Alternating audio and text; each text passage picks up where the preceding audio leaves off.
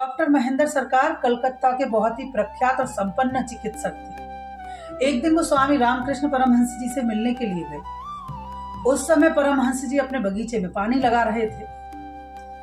Doctor सरकार ने उनके लिए माली समझा और आवाज दी कि हे माली, थोड़े अच्छे अच्छे पुष्प तो चुनकर दे, परमहंस जी को भेंट करने हैं। परमहंस जी ने अच्छे अच्छे फूलों को चुन करके डॉक्टर सरकार को दे दिया। थोड़ी देर में परमहंस जी सत्संग हॉल में आए। डॉक्टर सरकार भी वहां पहुंचे। जब डॉक्टर सरकार ने उनको देखा तो वो चकित रह गए। उनकी विनम्रता, उनकी उदारता को देख करके डॉक्टर सरकार चकित रह गए कि जिसको वो माली समझ रहे थे वही स्वामी रामकृष्ण परमहंस निकले।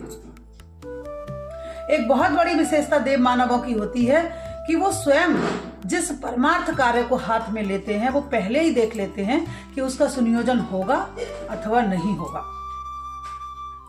और अपने सत्परामर्श के द्वारा ब्राह्मण वृत्ति की शिक्षा अनन्य को देकर के सन्मार्ग का पथ प्रशस्त करते हैं। इसी प्रकार ईश्वरचंद्र विद्यासागर से एक बालक ने 1 पैसा मांगा ताकि वो अपना पेट भर सके।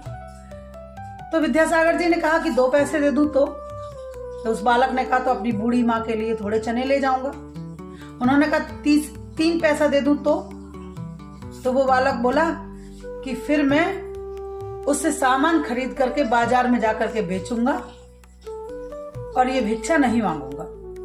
तो ईश्वरचंद्र विद्यासागर ने उसको 3 पैसे दे दिए। कुछ दिनों बाद वो वहां से निकल कर जा रहे थे तो देखा एक युवक एक छोटी सी दुकान लेकर के बैठा हुआ है। तो उससे मिलने गए तो उसने कहा ये आप ही के अनुदानों का काम है, ये आपने जो अनुदान मुझे 3 पैसे का दिया था उस दिन, उससे मेरी भिक्षा मांगने की वृत्ति हमेशा के लिए समाप्त हो गई।